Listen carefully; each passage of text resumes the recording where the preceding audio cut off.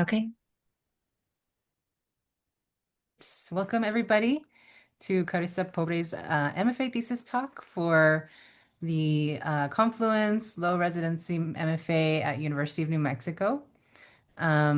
This is one third of the thesis requirements. So there's an exhibition, there's a catalog, and then a public lecture. And I'm excited to hear about the exhibition component, which was an unusual, creative, pedagogical project from Carissa. I'm Suhan Ho. I am serving as chair of the thesis committee, a professor at UNM in art and ecology. And I'll just briefly introduce the committee members. So we've got Kenzie Cornejo, who was our colleague at UNM, is now at UCLA in the Department of Chicano Studies and Central American Studies. Vicente Serrano, who's at Ateneo de Manila in the Literary and Cultural Studies program. Hopefully, I got that right. And Edward Morris, who's a multidisciplinary artist, part of Canary Project.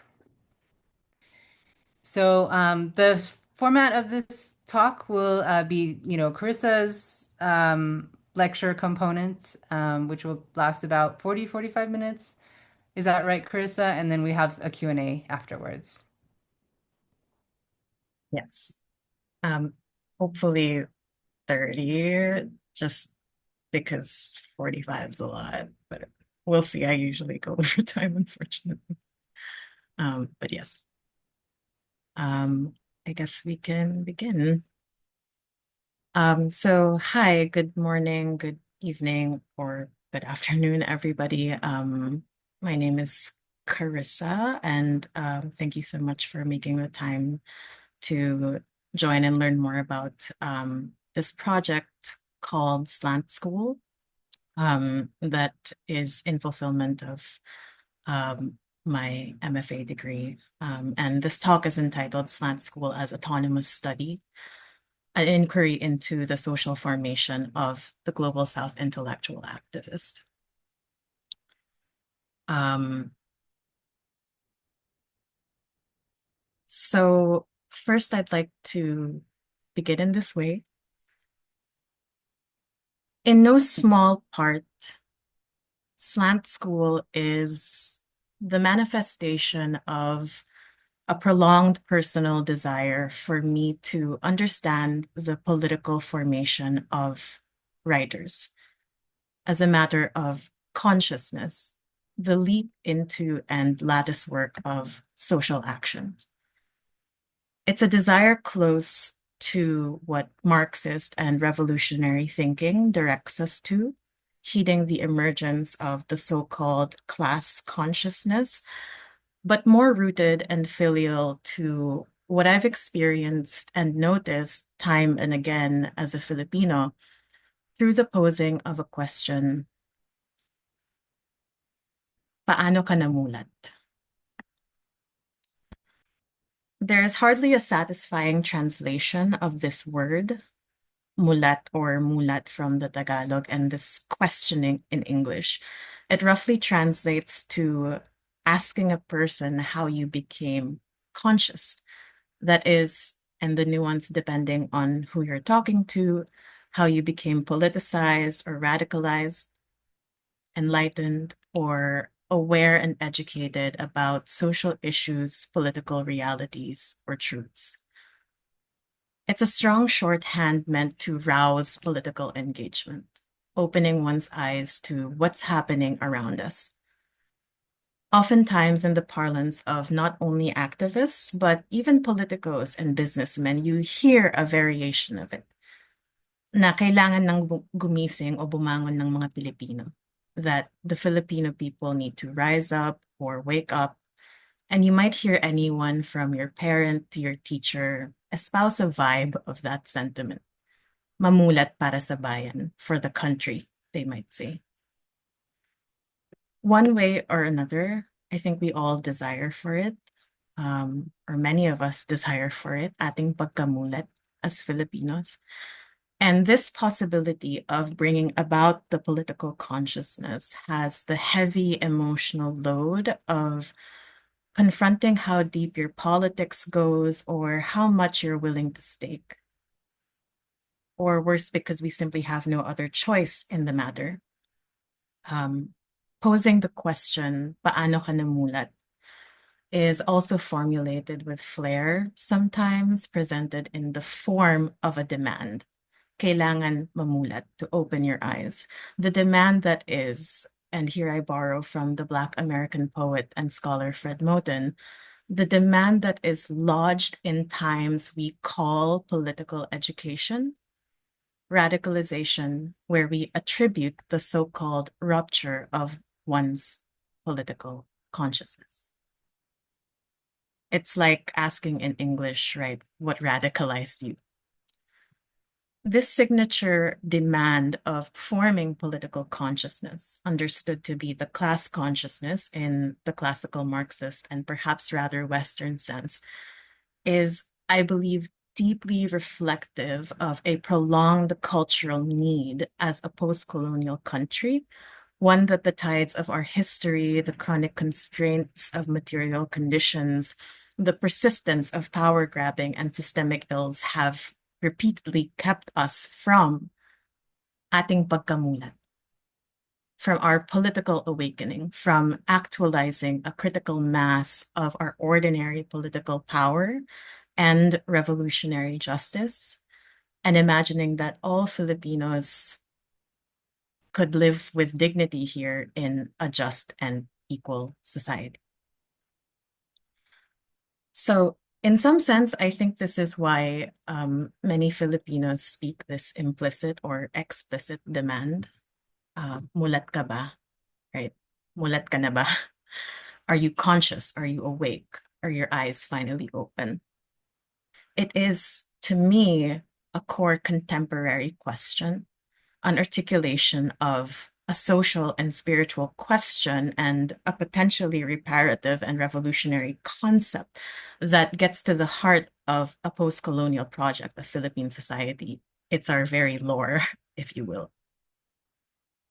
And it shows up more often in our everyday lives than when we might be talking overtly about politics or activism, or when one might find themselves navigating ideological lines.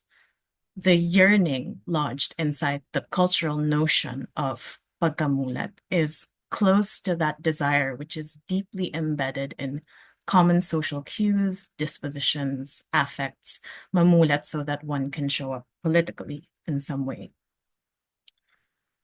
I also just want to say, as the national midterm elections have just wrapped up here, I believe that this concept of pagkamulat is deeply entangled with a differentiated, though not exactly polar opposite, but simply another fracture of the rough crystalline subject that is the post-colonial Filipino, the cultural assumption that ordinary citizens are likely to actually hear more often. And for those of us who are Filipino in this room, you've probably heard it many, many times, nawala ng pag-asa ang mga Pilipino. That there's no hope for Filipinos na wala nang mangyayari o magbabago sa Pilipinas. That nothing will change about the country. And so what good is the political consciousness of opening one's eyes? Again, this concept of pagkamulat. Who asks this question? Why do we ask it? How does this social demand towards one's politicization emerge and manifest in our private domestic lives, in our public systems, in our respective life choices? In my case, and just to share and give some background to who I am for those who might not know, um, in my case, it was refracted as someone who, around 10 years ago, took up creative writing for my undergrad when one among the painstaking questions that I, like many others, commonly faced was the relevance of the Filipino writer, particularly the Anglophone Filipino writer. Um, the Filipino writer writing in English is a figure whom we can now say is somewhat infamously remarked as being privileged, and also having been miseducated um, by aesthetic regimes and cultural institutions largely born of the US imperial system through cultural diplomacy and the dominance of American soft power. Back then, while I was studying, I often historicized this moment in contemporary literary history, pre Duterte, inside of the liberal milieu of the Obama era and Aquino era alike, as being at the height of some kind of literary anti-establishment wave, precisely critiquing and unresting ourselves from these aesthetic regimes. Um, After all, even despite rich post-colonial discourse on alterities and hybridities that we can appreciate, for instance, in, let's say, the manifestation of world Englishes, including indigenizations or creolizations of the vehicular colonial languages, there is still no greater or perhaps more complex representation of elite power and privilege in some ways than Philippine literature written in English. It is truly an enduring post-colonial problematic. And so to meet the form of the social demand, um, we absolutely must configure something different. And so my interest in this notion of political consciousness is seeded in part by my identity as a Filipino writer. Um, it is, as you'll see with Slant School, about positionality, subjectivity, and doing the work of heavily politicizing this. When you are straddling multiple colonialities while also interrogating the very framings of what we consider to be decolonization and resisting neat and somewhat identitarian explanations. It is, to me, a post-colonial predicament of, again, birthing a collective political consciousness that I personally locate as a descendant of the history of the cultural divide between art for art's sake and literature as an agent for social change, and more broadly, that prolonged private and public desire para mamulat um, as a Filipino. So ultimately, the class composition and social composition to this predicament and milieu of political consciousness is what interests me most. Just as no one is quite born an activist nor born a class traitor, how do we rouse and rupture and radicalize to be aware of one's place in the broader struggle and actually show up for that? As we are lodged in these times of radicalization, what social and institutional forces shape that social demand, both historically and in the present? As a writer and broadly a cultural worker and indeed a citizen of this imagined national community, in a way, what I'm repeatedly asking through Slant School is what you would have seen in the previous slide. Whose problem is it being a problem? And what is the class composition to this problem? So Slant School is a lifelong artistic pedagogic project for me. It's an idea of a writing school that is open to different ways of organizing a writing school in conversation with autonomous forms of study what academies and institutes term as knowledge production, and also artist-run programs and pedagogies where one actively resists the objectification of the intellectual creative process into a kind of commodity. And so Slant School seeks to continually understand the writer's subjectivity and the forces of institution and socialization, both that shape an intellectual activist figure from global South perspectives, which is kind of in concert again with the idea of the Ilustrado, for those who may be familiar with that concept of the educated class, particularly a university educated class. And in slant school, I attempt to do that through artistic experiment, aesthetic experiment, and co-creative productions that reconfigure and respond to the social demand in our cultural, intellectual, literary, and artistic work. Before I move on, if you could indulge me in a meme that I'd like to frame. Ako na naman, me again, and my traumatized post-colonial yearning as a Filipino writer. And so in slant school, I'd like to just talk about the framing of this project. In slant school, I generally highlight the role of thus the intellectual classes through the specific figures of the writer, the artist, the intellectual activist, as well as the student and the professional, and the ways that they become or are class actors between class cogs and class traitors in contemporary Philippine society. Here I use the epistemological construction of the scholar Nefertita Diar to approach this, as you can see on the side, where life has been remaindered for the majority, for the poor, the working class, the grassroots, writers, artists, and intellectuals in the global South who are attuned to the paradoxes of living do have a particular positionality and subjectivity as they, quote, resist from the side of remaindered life, which she acknowledges as a unique preoccupation.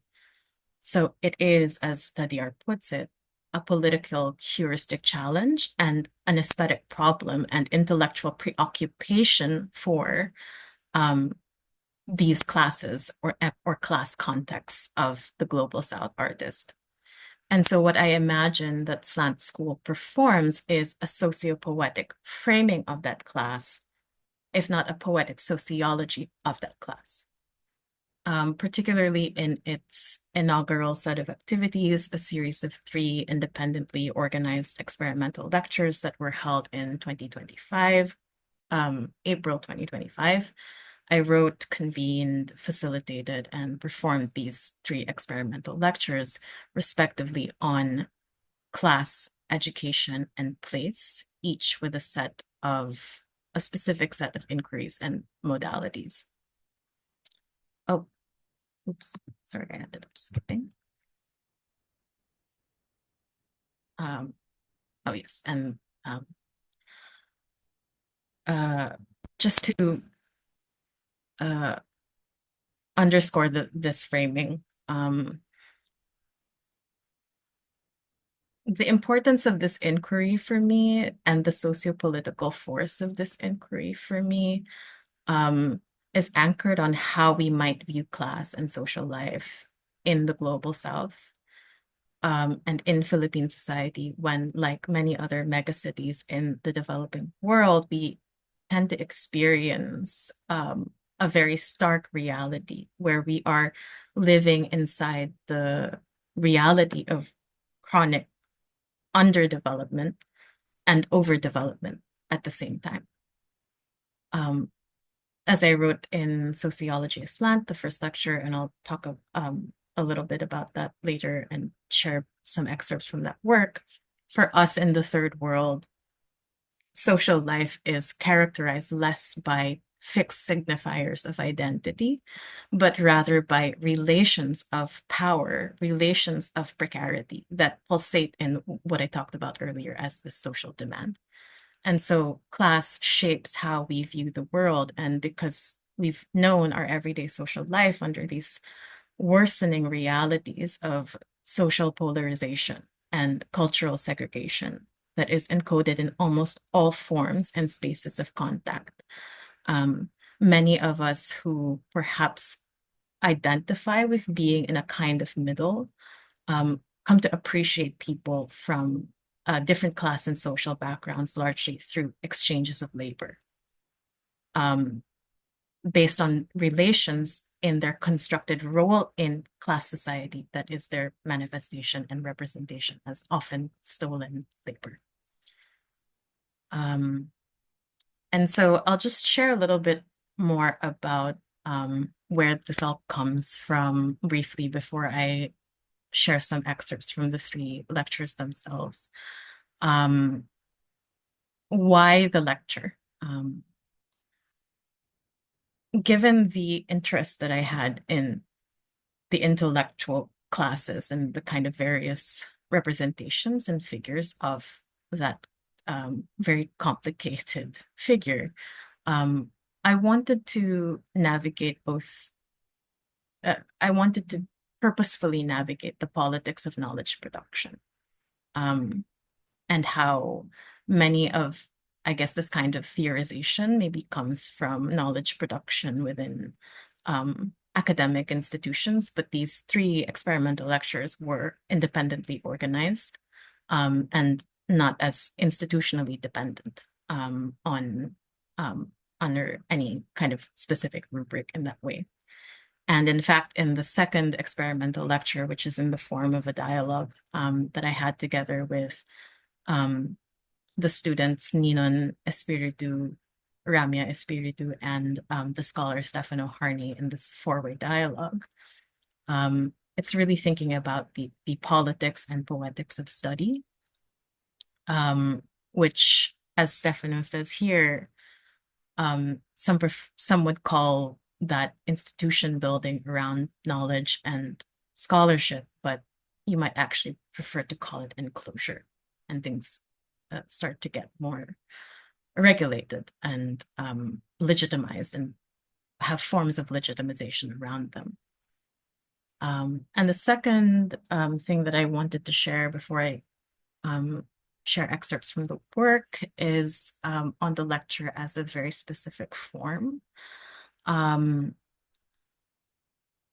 I still consider myself a sort of card-carrying essayist in a sense, and part of the experimentation that I wanted to try out is um, the kind of performative event of the lecture itself that one writer um, I came across named Mary Capello kind of defined the lecture to be nonfiction's lost performative.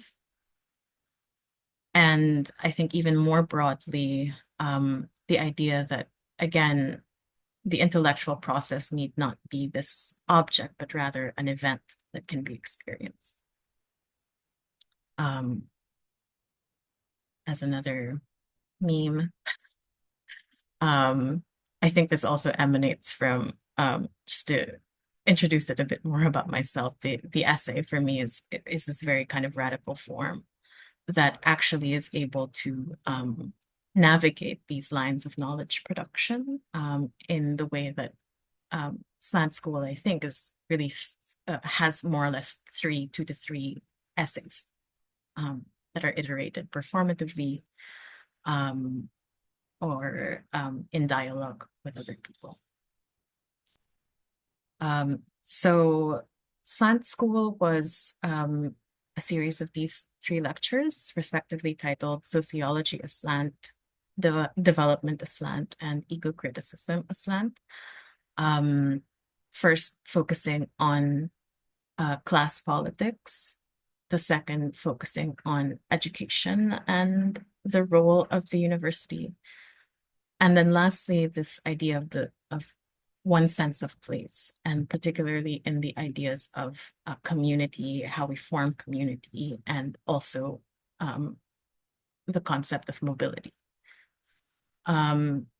Each of these are outlined as such to again focus on those kinds of forces of institution and socialization that form in many ways again that complex figure. And so it's about class education in place, and particularly with class comes the sort of idea of that middle class problem, with education, particularly the university, as a very legitimizing force of not only knowledge, but also uh, development itself. And lastly, in the experimental lecture titled Eco-Criticism with Slant, thinking about community and forms of organization in what places really make and shape our lives and our identities as people, if as writers. So the first lecture, rereading and rewriting social relations under the duress of the world order, um, is again really thinking about this idea of what I talked about earlier in the middle class problem and sort of who's the middle class, and what defines the middle class in particular. Um, just to go maybe a little off script, the middle class is often also thought to be uh, a force either for something good to happen or something completely bad to happen, right? And within and that potent political figure is someone, that can easily go from um, a kind of progressive sort of politic to, um, far right radicalization in that sense. And so um, part of that is what I'm kind of also problematizing here. Um, and so I'm going to be playing a rather long excerpt of the lecture performance in which I um, did this together with creative writing students. They were my former students who interspersed and intervened with their own work throughout this longer performative essay that I was reading, and really thinking again about that figure of the student. And I'm going to just play this excerpt from the work, which I hope also gives a sense of largely where I'm coming from in the kind of framing of the political that I tried to do in this performance. So I'm just going to play about maybe 8 or 9 minutes of this.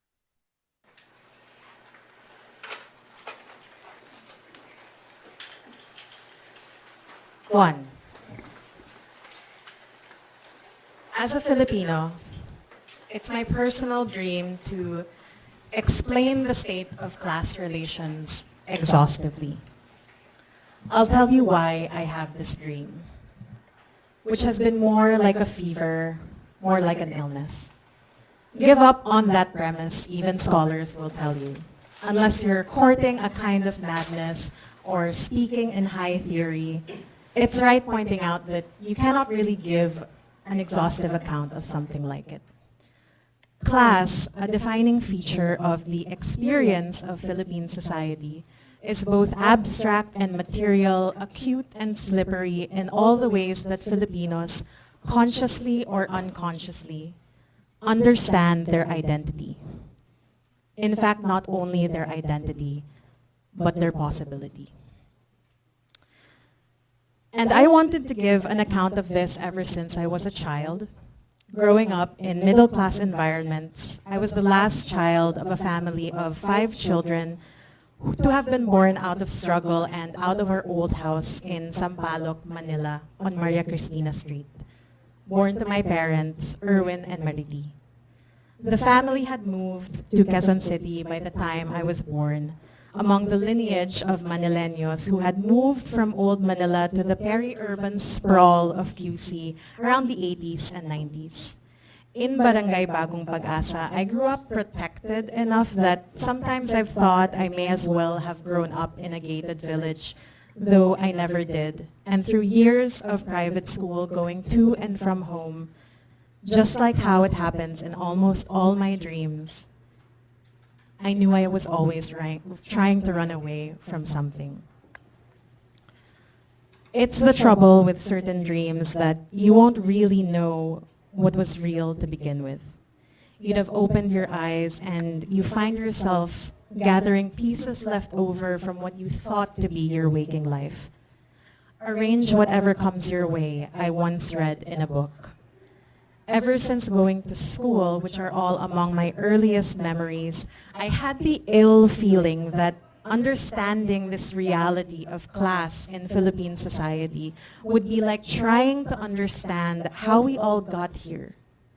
She will put her arm around yours and gaze out. At your backs will be history. And if I could figure it out exhaustively, I'd have a more satisfying answer than hearing my mother, who grew up in a working class family, say, "See, you're so lucky."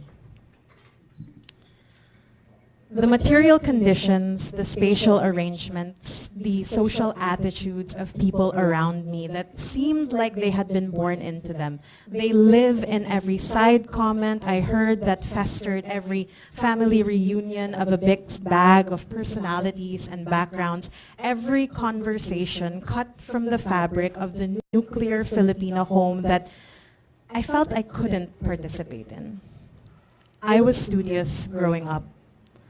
Later on, I'd realized that a school can be but a microcosm or a chasm of Philippine society.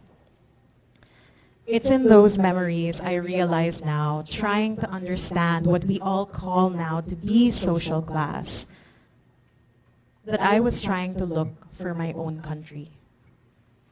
So, fully waking into this consciousness, more than any other marker of personal identity, has been one of my ultimate dreams as a Filipino.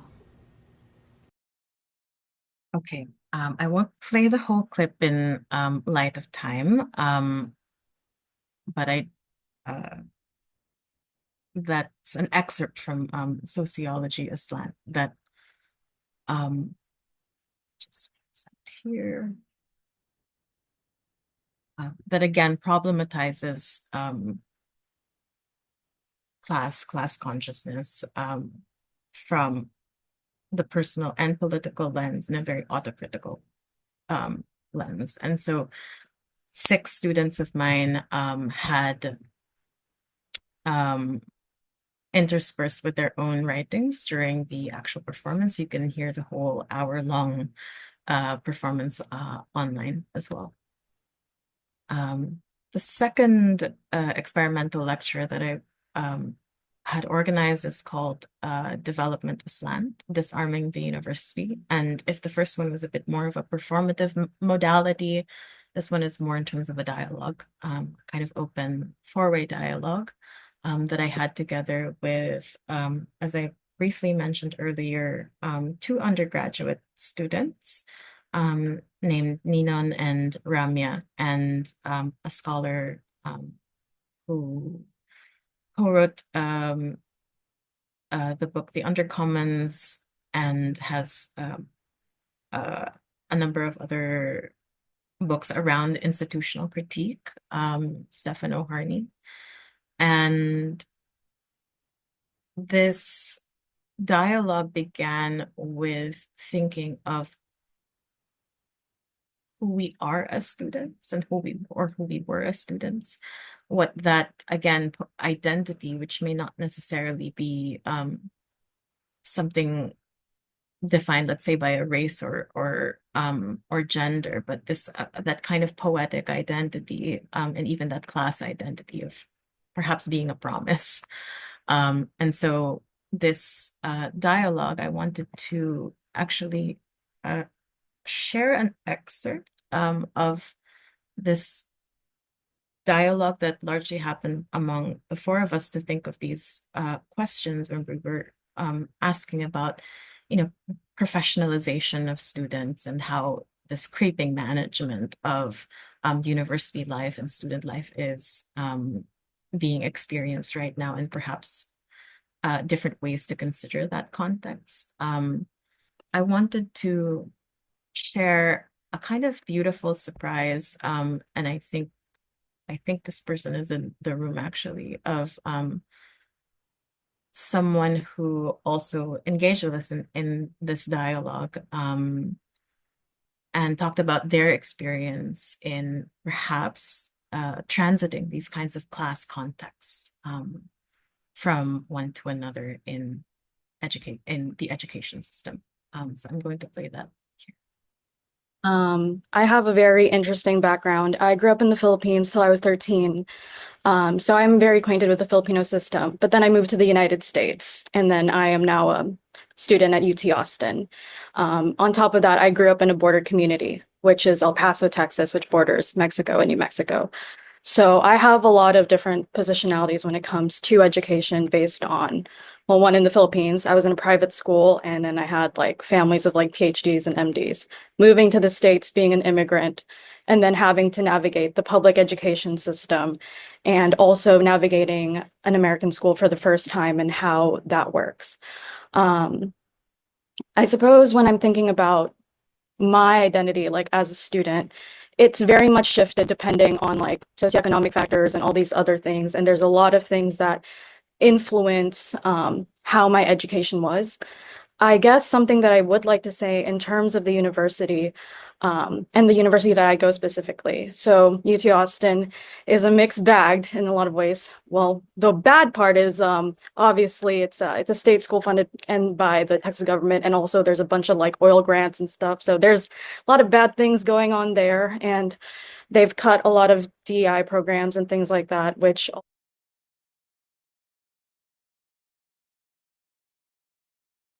Krista, Sorry. Yeah, I was on mute.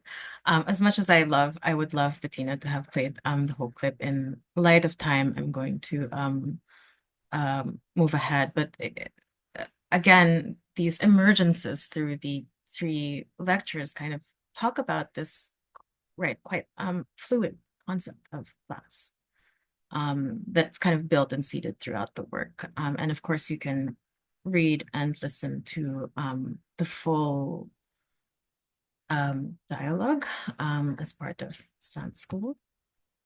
And then finally, the last experimental lecture, which if the first one was more of a performance in terms of mode, the second more in terms of a dialogue, this did have a component of being a bit more of a workshop titled Eco-Criticism of Slant, Contending with Place, Post-Colonial Writers, and the Politics of the Town.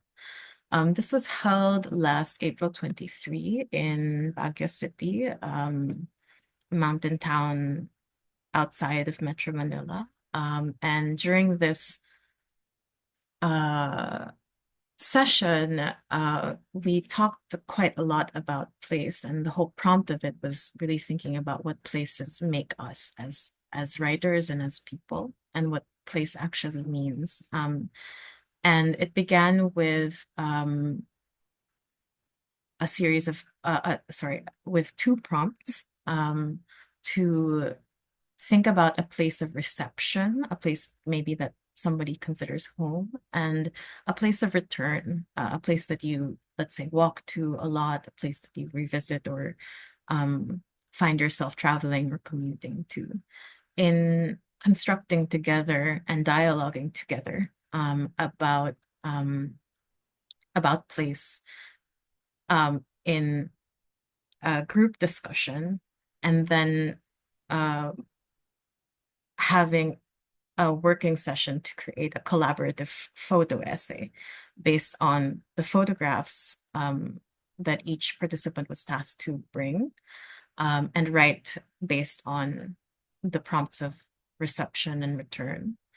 And so the session itself came in the form of again some creative prompting for myself, again about place and meaning, and then we had a portion where everyone had individual time to write and reflect on their own. It was a very dense and actually very intimate conversation that everyone can then write on their own about. And then when we reconvened in the space in the bookshop Mount Cloud, people would write excerpts as much as they wanted to and felt comfortable to share in a final form, handwritten. And this kind of final form of the collaborative photo essay actually took this shape of an accordion style book, accordion style zine, depending on how you want to frame it, that I had brought together. And when we again reconvened, we shared, we read many of our responses, and it's now kind of in this a form of a structure of this collaborative accordion photo essay that can actually sort of almost go on forever. So here on the screen, you can see some videos of how it looks like structurally. And it has the photographs and also different excerpts from everyone. That's also Padma who co-facilitated the work with me. Um, uh, and then there was a moment at the end, kind of almost in this ritual, where we had the accordion folded out on the floor, and then we put it all together when everything was individually pasted and installed and placed it on the door of Mount Club, and it's still there. And maybe, at another time that could also extend to another thing. Before I wrap up, I did reach the 45-minute mark. I'll show some excerpts from the photo essay here on my slides, but it's also available, published independently, self-published online. These are some excerpts where there's a photograph of home that is the mountains of the land where they lived in the region of the Cordilleras, saying here, the sun reminds me of a saying my family lives by, this land will outlive us. Here on the right-hand side, there's a rumination about Baguio not necessarily feeling like their home until maybe they spent some time with frontline communities, indigenous communities who again have these who have different ways of living and outside of the city, a urbanized setting. Here's more excerpts from the photo essay. This one had a bit more of their written work shared that talks about this transit from one city to another. And then this other scanned image as well.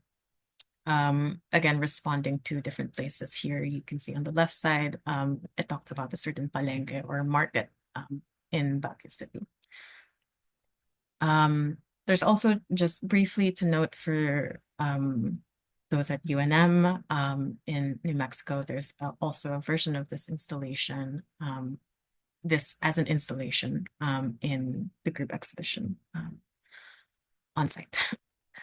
Just to wrap up, I maybe have to go over this very, very briefly, but these 3 experimental lectures have been quite a ride, and to me it really speaks to, again, this sort of artistic, pedagogic project that really looked into these embodied and participative, participatory and creative forms of doing something together. Notions of the co-creative that can be performative, things that are durational, let's say in that photo essay, and even just the fact of having a lecture and having my students also be part of that process in, I guess, decentering that authority, if you will.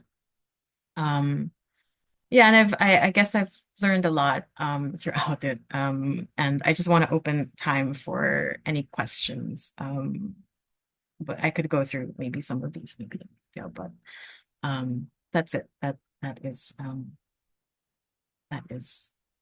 the SLAD School inaugural experimental lecture series. So thank you for listening.